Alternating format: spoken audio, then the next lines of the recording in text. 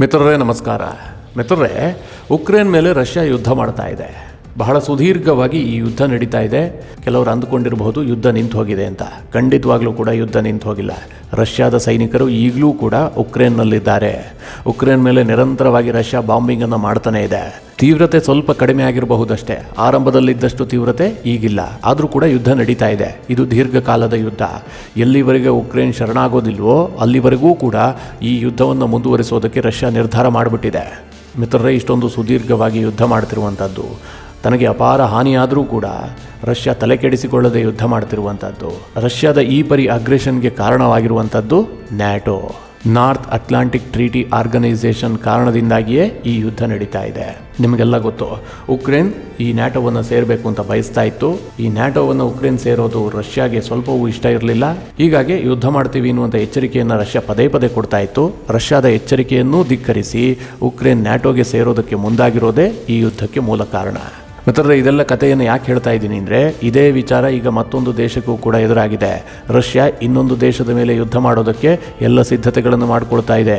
ನೀವು ನ್ಯಾಟೋಗೆ ಸೇರಿದ್ದೇ ಆದರೆ, ಅಧಿಕೃತವಾಗಿ ಘೋಷಣೆ ಆಗಿದ್ದೇ ಆದರೆ, ನಾವು ನಿಮ್ಮ ಮೇಲೂ ಯುದ್ಧ ಮಾಡ್ತೀವಿ ಅಂತೇಳಿ ರಷ್ಯಾ ಹೊರಟಿದೆ. ಮತ್ತೊಂದು ಭೀಕರ ಯುದ್ಧಕ್ಕೂ ಕೂಡ ವೇದಿಕೆಯಾಗುವಂಥ ಸಾಧ್ಯತೆ ಇದೆ.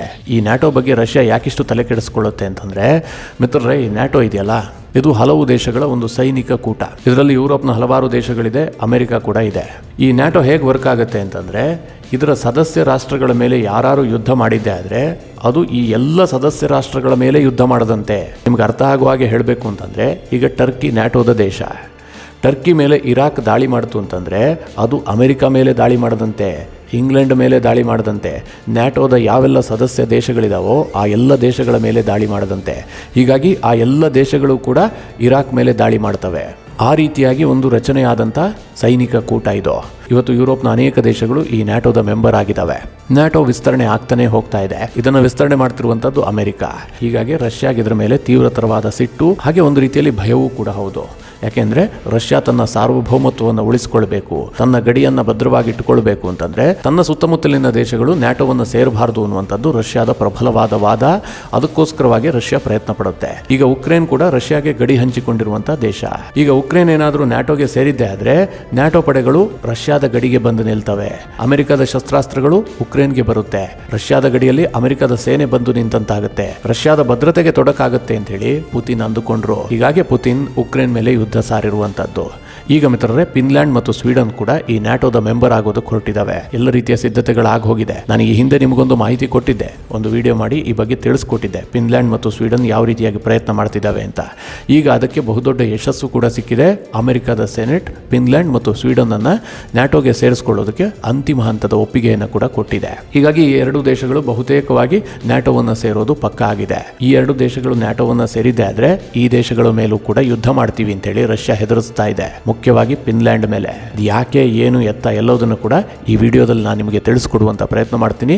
ನೀವು ಈ ವಿಡಿಯೋನ ಕೊನೆವರೆಗೂ ಮಿಸ್ ಮಾಡದೆ ನೋಡಿ. ಮಿತ್ರರೇ, ಫಿನ್ಲ್ಯಾಂಡ್ ಮತ್ತು ಸ್ವೀಡನ್ ಯುರೋಪ್ನ ಎರಡು ದೇಶಗಳು, ಪ್ರಮುಖವಾದಂತಹ ಎರಡು ದೇಶಗಳು. ಇದರಲ್ಲಿ ಫಿನ್ಲ್ಯಾಂಡ್ ರಷ್ಯಾದೊಂದಿಗೆ ಗಡಿ ಹಂಚಿಕೊಂಡಿದೆ, ಸ್ವೀಡನ್ ಫಿನ್ಲ್ಯಾಂಡ್ ಒಂದಿಗೆ ಗಡಿ ಹಂಚಿಕೊಂಡಿದೆ. ಸ್ವೀಡನ್ಗೂ ರಷ್ಯಾಗೂ ಸಂಬಂಧ ಇಲ್ಲ, ಆದರೆ ಫಿನ್ಲ್ಯಾಂಡ್ ನೇರವಾಗಿ ದೊಡ್ಡ ಪ್ರಮಾಣದ ಗಡಿಯನ್ನು ರಷ್ಯಾ ಜೊತೆಗೆ ಹಂಚಿಕೊಂಡಿದೆ.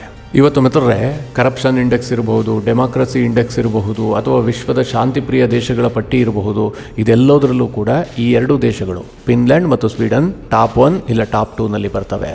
ಅಷ್ಟರ ಮಟ್ಟಿನ ಶಾಂತಿಪ್ರಿಯ ದೇಶಗಳು, ಅಷ್ಟರ ಮಟ್ಟಿಗೆ ಅಭಿವೃದ್ಧಿ ಕಂಡಂತಹ ದೇಶಗಳು. ಯಾರ ಸುದ್ದಿಗೂ ಹೋಗೋದಿಲ್ಲ, ಯಾರ ತಂಟೆಗೂ ಹೋಗುವಂಥ ದೇಶಗಳೇ ಅಲ್ಲ. ಅವರ ಪಾಡಿಗೆ ಅವರಿದ್ದಾರೆ. ಅವರು ಅತ್ಯಂತ ಮುಂದುವರೆದ ದೇಶಗಳಾಗಿ ವಿಶ್ವದಲ್ಲಿ ಹೊರಹೊಮ್ಮಿದ್ದಾರೆ. ಇವರ ಬಗ್ಗೆ ಜಗತ್ತು ತಲೆ ಕೆಡಿಸ್ಕೊಳ್ಳೋದೇ ಬೇಡ. ನೀವಿವತ್ತು ವಿಶ್ವದ ಸಂತೋಷಕರ ದೇಶ ಯಾವುದು ಕೇಳಿದ್ರೆ ಅದು ಫಿನ್ಲ್ಯಾಂಡ್. ಆ ಇಂಡೆಕ್ಸ್ನಲ್ಲಿ ಅವರು ನಂಬರ್ 1 ನಲ್ಲಿದ್ದಾರೆ. ಅಲ್ಲಿ ಯಾವುದೇ ರೀತಿಯ ಯುದ್ಧ ಆಗೋದಿಲ್ಲ, ಯಾವುದೇ ರೀತಿಯ ಜಗಳ ಆಗೋದಿಲ್ಲ, ಜನಜೀವನಕ್ಕೆ ಯಾವುದೇ ರೀತಿಯ ತೊಂದರೆ ಇಲ್ಲ. ಅವರ ಜೀವನ ಮಟ್ಟ ಅತ್ಯಂತ ಸುಧಾರಣೆಯಾಗಿದೆ. ಅಲ್ಲಿ ಜನ ಅತ್ಯಂತ ಸಂತೋಷಕರವಾಗಿ ಬದುಕ್ತಾರೆ. ಹೀಗಾಗಿ ಫಿನ್ಲ್ಯಾಂಡ್ ವಿಶ್ವದ ಅತ್ಯಂತ ಸಂತೋಷಕರ ದೇಶ ಅನ್ನುವಂಥ ಬಿರುದನ್ನು ಪಡೆದಿದೆ. ಈ ಫಿನ್ಲ್ಯಾಂಡ್ನಲ್ಲಿ ಒಟ್ಟು 53 ಲಕ್ಷ ಜನ ವಾಸಿಸ್ತಾರೆ. ಸ್ವೀಡನ್ನಲ್ಲಿ 1 ಕೋಟಿ ಜನ ವಾಸಿಸ್ತಾರೆ. ಅವರ ಜನಸಂಖ್ಯೆ ಇರುವಂಥದ್ದು ಕಡಿಮೆ. ಹಾಗೆ ನೋಡೋಕೆ ಹೋದ್ರೆ ದೇಶ ಚಿಕ್ಕ ದೇಶಗಳ ಕೇಳಿದ್ರೆ ಅಷ್ಟೇನು ಚಿಕ್ಕ ದೇಶಗಳಲ್ಲ. ಇವತ್ತು ಶ್ರೀಲಂಕಾ, ಬಾಂಗ್ಲಾದೇಶಗೆಲ್ಲ ಹೋಲಿಸಿದ್ರೆ ಫಿನ್ಲ್ಯಾಂಡ್ ಮತ್ತು ಸ್ವೀಡನ್ ಸ್ವಲ್ಪ ದೊಡ್ಡಕ್ಕೆ ಇದಾವೆ. ಫಿನ್ಲ್ಯಾಂಡ್ ಮತ್ತು ಸ್ವೀಡನ್ ಭೌಗೋಳಿಕವಾಗಿ ದೊಡ್ಡದಾಗಿದಂಥ ದೇಶಗಳೇ, ಬಹಳ ದೊಡ್ಡದಲ್ಲ, ಸಾಮಾನ್ಯ ದೊಡ್ಡ ದೇಶಗಳೇ. ಆದರೆ ಅವರ ಜನಸಂಖ್ಯೆ ಅತ್ಯಂತ ಕಡಿಮೆ ಇದೆ. ನಾನು ಆಗ್ಲೇ ಹೇಳಿದೆ, ಫಿನ್ಲ್ಯಾಂಡ್ ರಷ್ಯಾಗೆ ಅಂಟಿಕೊಂಡಿದೆ. ಫಿನ್ಲ್ಯಾಂಡ್ ಗಡಿ ಹಂಚಿಕೊಂಡಿರೋದು ಒಂದು ಕಡೆ ರಷ್ಯಾ ಜೊತೆಗೆ, ಇನ್ನೊಂದು ಕಡೆ ಸ್ವೀಡನ್ ಜೊತೆಗೆ. ರಷ್ಯಾಗೆ ಹೊಂದಿಕೊಂಡಿರುವಂತ ದೇಶ. ಈ ದೇಶದ ಸುತ್ತಲೂ ಇರುವಂತಹ ಎಲ್ಲ ದೇಶಗಳು ಕೂಡ ನ್ಯಾಟೋದ ಮೆಂಬರ್ ಆಗಿದ್ದಾವೆ. ಅದು ಬಾಲ್ಟಿಕ್ ದೇಶಗಳಿರಬಹುದು, ನಾರ್ವೆ ಇರಬಹುದು, ಎಲ್ಲ ದೇಶಗಳು ಕೂಡ ಈಗಾಗಲೇ ನ್ಯಾಟೋದ ಮೆಂಬರ್ ಆಗಿದ್ದಾವೆ. ಅವರಿಗೆ ಯಾವುದೇ ರೀತಿಯ ಭಯ ಇಲ್ಲ. ರಷ್ಯಾ ಭಯವೂ ಇಲ್ಲ, ಇನ್ನೊಂದು ದೇಶದ ಭಯವೂ ಕೂಡ ಇಲ್ಲ. ಆದರೆ ಈ ಎರಡು ದೇಶಗಳು ಮಾತ್ರ ಭಯವನ್ನು ಎದುರಿಸೋದಕ್ಕೆ ಶುರುವಾಗಿದೆ. ಇಷ್ಟು ದಿನ ಆ ಭಯ ಇರಲಿಲ್ಲ. ನಾನು ಆಗ್ಲೇ ಹೇಳಿದೆ, ಫಿನ್ಲ್ಯಾಂಡ್ ಅತ್ಯಂತ ಶಾಂತಿಪ್ರಿಯ ದೇಶ. ಅವರ ಬಳಿಯಲ್ಲಿ ದೊಡ್ಡ ಸೇನೆ ಇಲ್ಲ, ಅವರು ಶಸ್ತ್ರಾಸ್ತ್ರಕ್ಕೆ ಅಷ್ಟು ತಲೆ ಕೆಡಿಸ್ಕೊಳ್ಳೋದು ಇಲ್ಲ, ಅವರು ಯಾರ ಮೇಲೆ ಯುದ್ಧವನ್ನು ಕೂಡ ಮಾಡೋದಿಲ್ಲ. ಸ್ವೀಡನ್ ಅಂತೂ ಯುದ್ಧ ಮಾಡದೆ 200 ವರ್ಷಗಳಾಗಿ ಹೋಗಿದೆ. ಅವರು 1814ರಲ್ಲಿ ಕೊನೆಯದಾಗಿ ಯುದ್ಧ ಮಾಡಿದ್ದು. ಅದಾದ ಬಳಿಕ ಯುದ್ಧವನ್ನೇ ಮಾಡಿಲ್ಲ. ಹೀಗಾಗಿ 2014ರಲ್ಲಿ ತಾವು ಯುದ್ಧ ಮಾಡದೆ ಶಾಂತಿಯನ್ನು ಸ್ಥಾಪಿಸಿ 200 ವರ್ಷ ಆಯಿತು ಅಂತೇಳಿ ಆ ದಿನಾಚರಣೆಯನ್ನು ಕೂಡ ಆಚರಣೆ ಮಾಡಿದ್ರು. ಅಷ್ಟರ ಮಟ್ಟಿನ ಶಾಂತಿ ಪ್ರಿಯ ದೇಶ ಸ್ವೀಡನ್. ಫಿನ್ಲ್ಯಾಂಡ್ USSR ಜೊತೆಗೆ ಒಂದು ಯುದ್ಧವನ್ನು ಮಾಡಿತ್ತು. ಅದು ಫಿನ್ಲ್ಯಾಂಡ್ USSR ವಿಂಟರ್ ವಾರ್ ಅಂತ ಪ್ರಖ್ಯಾತಿಯನ್ನು ಕೂಡ ಪಡೆದಿದೆ. ಇದರಲ್ಲಿ USSR ಸೇನೆಗೆ ಬಹಳಷ್ಟು ಹಾನಿಯಾಗಿತ್ತು. ಅಂತಿಮವಾಗಿ USSR ಗೆದ್ದಿದೆ. ಅದಾದ ಬಳಿಕ ಯಾವುದೇ ಯುದ್ಧದಲ್ಲೂ ಕೂಡ ಈ ಎರಡೂ ದೇಶಗಳು ಭಾಗಿಯಾಗಿಲ್ಲ. ಎರಡನೇ ಮಹಾಯುದ್ಧದಲ್ಲೂ ಕೂಡ ಈ ಎರಡೂ ದೇಶಗಳು ನ್ಯೂಟ್ರಲ್ ಆಗಿದ್ವು. ಹೀಗಾಗಿ ಈ ಎರಡೂ ದೇಶಗಳು ಏನು ಮಾಡ್ತವೆ ಅಂತಂದರೆ, ಸೇನೆಗೆ ಅತಿ ಹೆಚ್ಚಿನ ತಲೆ ಕೆಡಿಸ್ಕೊಳ್ಳೋದೇ ಇಲ್ಲ, ದೊಡ್ಡ ಮಟ್ಟದ ರಕ್ಷಣಾ ಬಜೆಟ್ ಅನ್ನು ಮಂಡಿಸೋದಿಲ್ಲ. ತನಗೇನು ಬೇಕೋ ಅಷ್ಟನ್ನು ಮಾತ್ರ ಸೇನೆಯನ್ನು ಹೊಂದಿದೆ. ಅದು ಆಂತರಿಕ ಭದ್ರತೆಗೆ ಮಾತ್ರ. ಎಕ್ಸ್ಟರ್ನಲ್ ಆಗಿ ಯಾರೋ ಬೇರೆ ದೇಶಗಳ ದಾಳಿ ಮಾಡ್ತವೆ, ನಮ್ಮ ಮೇಲೆ ಯುದ್ಧ ಮಾಡ್ತಾರೆ ಅಂತ ಅವರು ದೊಡ್ಡ ಮಟ್ಟದ ಸೇನೆಯನ್ನು ಹೊಂದಿಲ್ಲ. ಆದರೆ ಇವರಿಗೊಂದು ಭಯ ಶುರುವಾಯಿತು. ಯಾವಾಗ ಉಕ್ರೇನ್ ಮೇಲೆ ರಷ್ಯಾ ಯುದ್ಧ ಮಾಡ್ತೋ, ಈ ಎರಡೂ ದೇಶಗಳಿಗೆ ಭಯ ಶುರುವಾಯಿತು. ನಾಳೆ ನಮ್ಮ ಮೇಲೂ ಯುದ್ಧ ಮಾಡಿದ್ರೆ ಏನು ಗತಿ? ನಾವು ಒಂದಿನನೂ ಕೂಡ ತಡೆದು ನಿಲ್ಲಿಸೋದಕ್ಕೆ ನಮ್ಮ ಹತ್ರ ಸಾಮರ್ಥ್ಯ ಇಲ್ಲ. ನಾವು ಶಾಂತಿ ಪ್ರಿಯರು, ನಮ್ಮ ಮೇಲೆ ಯಾರು ಯುದ್ಧ ಮಾಡೋದಿಲ್ಲ, ನಾವೇ ಶಸ್ತ್ರಾಸ್ತ್ರವನ್ನು ಹೊಂದಿಲ್ಲ ಅಂದಮೇಲೆ ನಮ್ಮ ಮೇಲೆ ಯಾರು ಯುದ್ಧ ಮಾಡ್ತಾರೆ? ಹೀಗೊಂದು ಮನಸ್ಥಿತಿಯಲ್ಲಿ ಈ ಎರಡೂ ದೇಶಗಳಿದ್ವು. ಆದರೆ ಉಕ್ರೇನ್ ಮೇಲೆ ರಷ್ಯಾ ಯುದ್ಧ ಮಾಡ್ತಲ್ಲ, ಇವರಿಗೆ ಭಯ ಸ್ಟಾರ್ಟ್ ಆಯಿತು. ನಾಳೆ ನಮ್ಮ ಮೇಲೂ ಕೂಡ ಯುದ್ಧಕ್ಕೆ ಬಂದರೆ ಏನು ಗತಿ? ನಾವು ತಡೆದು ನಿಲ್ಲಿಸೋದು ಹೇಗೆ? ಸಾಧ್ಯವೇ ಆಗೋದಿಲ್ಲ. ನಾವು ರಷ್ಯಾಗೆ ಯಾವುದೇ ವಿರೋಧ ಇಲ್ಲದೆ ಶರಣಾಗುವಂಥ ಪರಿಸ್ಥಿತಿ ಉಂಟಾಗುತ್ತೆ ಅಂತ ಈ ಎರಡೂ ದೇಶಗಳಿಗೆ ಅನಿಸೋದಕ್ಕೆ ಶುರುವಾಯಿತು. ಹೀಗಾಗಿ ಅವರು ಆಯ್ಕೆ ಮಾಡಿಕೊಂಡಿದ್ದು ಮತ್ತದೇ ನ್ಯಾಟೋ. ನಾವು ನ್ಯಾಟೋವನ್ನು ಸೇರಬೇಕು. ನಾವು ನ್ಯಾಟೋಗೆ ಸೇರಿದ್ರೆ ನಾವು ಇನ್ನಷ್ಟು ಶಾಂತಿಯುತವಾಗಿರಬಹುದು. ನಮಗೆ ಹೊರಗಡೆಯಿಂದ ಯಾವುದೇ ರೀತಿಯ ಭಯ ಇರೋದಿಲ್ಲ, ಮುಖ್ಯವಾಗಿ ರಷ್ಯಾದ ಭಯ ಇರೋದಿಲ್ಲ ಅಂತ ಇವರು ಅಂದುಕೊಂಡ್ರು. ಹೀಗಾಗಿ ನ್ಯಾಟೋವನ್ನು ಸೇರಬೇಕು ಅಂತೇಳಿ ಈ ಎರಡೂ ದೇಶಗಳು ಅರ್ಜಿ ಹಾಕಿದ್ವು. ಯಾವಾಗ ಈ ದೇಶಗಳು ಅರ್ಜಿ ಹಾಕಿದ್ವೋ, ಟರ್ಕಿ ಇದಕ್ಕೆ ತುಂಬ ವಿರೋಧ ವ್ಯಕ್ತಪಡಿಸ್ತು. ಈ ಎರಡು ದೇಶಗಳು ನ್ಯಾಟೋಗೆ ಸೇರೋದು ಬೇಡ ಅಂತೇಳಿ ಟರ್ಕಿ ತೀವ್ರವಾಗಿ ವಿರೋಧ ವ್ಯಕ್ತಪಡಿಸ್ತು. ಕೊನೆಗೆ ಅಮೆರಿಕ ಟರ್ಕಿಯನ್ನು ಒಪ್ಪಿಸುವಂಥ ಕೆಲಸ ಮಾಡ್ತು. ಇಲ್ಲ, ಈ ಎರಡು ದೇಶಗಳನ್ನು ನ್ಯಾಟೋಗೆ ಸೇರಿಸಿಕೊಳ್ಳುವಂಥದ್ದು ಅನಿವಾರ್ಯ ಅಂತ ಅಮೆರಿಕ ಟರ್ಕಿಯನ್ನು ಒಪ್ಪಿಸ್ತು. ಹೀಗಾಗಿ ಟರ್ಕಿ ಕೂಡ ಒಪ್ಕೊಳ್ತು. ಇದೀಗ ಫಿನ್ಲ್ಯಾಂಡ್ ಮತ್ತು ಸ್ವೀಡನ್ ಅನ್ನ ನ್ಯಾಟೋಗೆ ಜಾಯಿನ್ ಆಗೋಕೆ ಅಮೆರಿಕದ ಸೆನೆಟ್ ಕೂಡ ಅಂತಿಮ ಒಪ್ಪಿಗೆಯನ್ನು ಕೊಟ್ಟಿದೆ. ಹೀಗಾಗಿ ಮುಂದಿನ ಕೆಲವೇ ತಿಂಗಳಲ್ಲಿ ಈ ಎರಡೂ ದೇಶಗಳು ಅಧಿಕೃತವಾಗಿ ನ್ಯಾಟೋದ ಮೆಂಬರ್ ಕಂಟ್ರಿ ಆಗ್ತವೆ. ಒಂದು ಸಲ ನ್ಯಾಟೋದ ಮೆಂಬರ್ ಕಂಟ್ರಿ ಆಯಿತು ಅಂತಂದ್ರೆ ಮತ್ತೆ ಯಾವುದೇ ದೇಶಗಳು ಆ ದೇಶದ ಮೇಲೆ ಅಷ್ಟು ಸುಲಭವಾಗಿ ಯುದ್ಧ ಮಾಡೋದಕ್ಕೆ ಸಾಧ್ಯ ಇಲ್ಲ. ಒಂದು ದೇಶದ ಮೇಲೆ ಯುದ್ಧ ಮಾಡಿದ್ರೆ ನ್ಯಾಟೋದ ಎಲ್ಲ ದೇಶಗಳ ಮೇಲೆ ಯುದ್ಧ ಮಾಡದಂತೆ. ಹೀಗಾಗಿ ರಷ್ಯಾ ಹೇಳ್ತಾ ಇದೆ, ನಾವು ಯಾವುದೇ ಕಾರಣಕ್ಕೂ ಕೂಡ ಫಿನ್ಲ್ಯಾಂಡ್ ಮತ್ತು ಸ್ವೀಡನ್ ಅನ್ನ ನ್ಯಾಟೋದ ಮೆಂಬರ್ ಕಂಟ್ರಿ ಆಗೋದಕ್ಕೆ ಬಿಡೋದಿಲ್ಲ. ಒಂದು ವೇಳೆ ಇದು ಫೈನಲ್ ಆಗಿದ್ದೆ ಆದರೆ ನಾವು ಆ ದೇಶದ ಮೇಲೂ ಯುದ್ಧ ಮಾಡ್ತೀವಿ ಅಂತ ರಷ್ಯಾ ಎಚ್ಚರಿಕೆ ಕೊಟ್ಟಿದೆ. ರಷ್ಯಾ ಹಲವು ಬಾರಿ ಹಿಂದೆ ಎಚ್ಚರಿಕೆ ಕೊಟ್ಟಿತ್ತು. ಅದರ ಹೊರತಾಗಿಯೂ ಕೂಡ ಈ ಎರಡು ದೇಶಗಳು ಆದಷ್ಟು ಮುಂದುವರೆದಿದ್ದಾವೆ. ಈಗ ರಷ್ಯಾ ಅಂತಿಮವಾದಂಥ ವಾರ್ನಿಂಗ್ ಕೊಡ್ತಾ ಇದೆ. ಇವತ್ತು ಉಕ್ರೇನ್ಗೆ ಏನು ಪರಿಸ್ಥಿತಿ ಎದುರಾಗಿದೆಯೋ ಅದು ಫಿನ್ಲ್ಯಾಂಡ್ಗೂ ಕೂಡ ಎದುರಾಗುತ್ತೆ.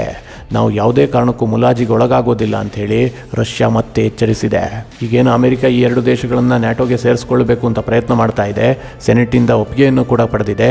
ಇದೆಲ್ಲ ಪ್ರಯತ್ನದಿಂದಾಗಿ ಇನ್ನೊಂದು ದೇಶದ ಮೇಲೆ ರಷ್ಯಾ ಯುದ್ಧ ಮಾಡಿದ್ರೂ ಕೂಡ ಆಶ್ಚರ್ಯ ಇಲ್ಲ ಅಂತಿದ್ದಾರೆ ರಕ್ಷಣಾ ತಜ್ಞರು. ಇವತ್ತು ಉಕ್ರೇನ್ ಮೇಲಿನ ಯುದ್ಧದ ನೆಗೆಟಿವ್ ಪರಿಣಾಮವನ್ನು ಇಡೀ ಜಗತ್ತು ಎದುರಿಸ್ತಾ ಇದೆ. ಇನ್ನು ಸ್ವೀಡನ್ ಮತ್ತು ಫಿನ್ಲ್ಯಾಂಡ್ ಮೇಲೆ ಏನಾದರೂ ರಷ್ಯಾ ಯುದ್ಧ ಮಾಡಿದ್ದೆ ಆದರೆ ಮತ್ತಷ್ಟು ಇದರ ಇಂಪ್ಯಾಕ್ಟ್ ಜಾಸ್ತಿ ಆಗುತ್ತೆ. ಇಡೀ ವಿಶ್ವ ಮತ್ತಷ್ಟು ಕಠಿಣ ದಿನಗಳನ್ನು ಎದುರಿಸಬೇಕಾಗತ್ತೆ. ಇನ್ನೊಂದು ಕಡೆಯಲ್ಲಿ ತೈವಾನ್ ವಿಚಾರವಾಗಿ ಅಮೆರಿಕ ಮತ್ತು ಚೈನಾ ಸಂಘರ್ಷಕ್ಕಿಳಿದಿದ್ದಾವೆ. ಇಡೀ ವಿಶ್ವದಲ್ಲಿ ಯುದ್ಧದ ವಾತಾವರಣ ದಿನೇ ದಿನೇ ಜಾಸ್ತಿ ಆಗ್ತಾ ಇದೆ. ಇದೆಲ್ಲ ನೋಡಿದ್ರೆ 3ನೇ ಮಹಾಯುದ್ಧ ಆರಂಭವಾಗೇ ಬಿಡುತ್ತಾ ಅನ್ನುವಂಥ ರೀತಿಯಲ್ಲಿ ಅನುಮಾನಗಳು ವ್ಯಕ್ತವಾಗ್ತಾ ಇದೆ. ಇವತ್ತು ಅಮೆರಿಕ ಯಾಕೋಸ್ಕರವಾಗಿ ಈ ರೀತಿಯ ಚೂ ಬಿಡುವ ಕೆಲಸವನ್ನು ಮಾಡ್ತಾ ಇದೆ? ಯಾಕೋಸ್ಕರವಾಗಿ ಒಂದು ದೇಶವನ್ನು ಐಸೋಲೇಟ್ ಮಾಡುವಂಥ ಪ್ರಯತ್ನವನ್ನು ಮಾಡ್ತಾ ಇದೆ? ಅವರಿಗೆ ರಷ್ಯಾವನ್ನು ಐಸೋಲೇಟ್ ಮಾಡಬೇಕು, ರಷ್ಯಾವನ್ನು ಬದಿಗೆ ಹಾಕಬೇಕು ಅನ್ನುವಂಥದ್ದು ಅಮೆರಿಕದ ಪ್ರಯತ್ನ. ಅದಕ್ಕೋಸ್ಕರವಾಗಿ ಈ ಚಿಕ್ಕ ಪುಟ್ಟ ರಾಷ್ಟ್ರಗಳನ್ನು ದಾಳದಂತೆ ಬಳಸ್ಕೊಳ್ತಾ ಇದೆ. ಈ ಪ್ರಯತ್ನಗಳೇ ಇವತ್ತು ವಿಶ್ವಶಾಂತಿಗೆ ಮಾರಕ ಅಂತೇಳಿ ರಕ್ಷಣಾ ತಜ್ಞರು ಅಭಿಪ್ರಾಯಪಡುತ್ತಿದ್ದಾರೆ. ಮಿತ್ರರೇ, ಇದಿಷ್ಟು ಫಿನ್ಲ್ಯಾಂಡ್ ಮತ್ತು ಸ್ವೀಡನ್ ನ್ಯಾಟೋದ ಮೆಂಬರ್ ಆಗೋದಕ್ಕೆ ಅಮೆರಿಕದ ಸೆನೆಟ್ ಒಪ್ಪಿಗೆ ಕೊಟ್ಟಿರುವಂತಹದ್ದು. ಇದರಿಂದ ಎದುರಾಗಬಹುದಾದಂಥ ಒಂದಿಷ್ಟು ಕಠಿಣ ಸನ್ನಿವೇಶಗಳ ಬಗ್ಗೆ ನಿಮಗೊಂದಿಷ್ಟು ಮಾಹಿತಿ. ನಿಮಗೆ ಈ ವಿಡಿಯೋ ಇಷ್ಟವಾದರೆ ಲೈಕ್ ಮಾಡಿ, ಸಲಹೆಗಳಿದ್ದರೆ ಕಮೆಂಟ್ ಮಾಡಿ. ಹಾಗೆ ನೀವಿನ್ನೂ ನಿಮ್ಮ ನೆಚ್ಚಿನ ಸಂಸ್ಕಾರ ಸೌರಭ ಯೂಟ್ಯೂಬ್ ಚಾನಲ್ನ ಸಬ್ಸ್ಕ್ರೈಬ್ ಮಾಡಿಲ್ಲ ಅಂತಾದರೆ ಈ ಕೂಡಲೇ ಸಬ್ಸ್ಕ್ರೈಬ್ ಮಾಡಿ. ಮುಂದಿನ ಎಲ್ಲ ಅಪ್ಡೇಟ್ಗಳ ನೋಟಿಫಿಕೇಷನ್ಗಾಗಿ ಬೆಲ್ ಐಕಾನ್ ಒತ್ತಿ.